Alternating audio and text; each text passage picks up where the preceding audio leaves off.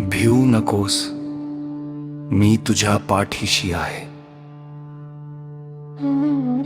जीवनात कितीही संकट आली तरी श्रद्धा आणि सबुरी ठेव. जे काही घडते ते तुझ्या भल्यासाठीच आहे. मन शांत ठेव, नामस्मरण करत राहा. तुझ्या प्रत्येक पावलावर स्वामींची कृपा आहे. अहंकार सोड, चांगल्या कर्माचा मार्ग धर आणि इतरांना मदत करत राहा. स्वामी समर्थ सदैव तुझ्या सोबत आहेत.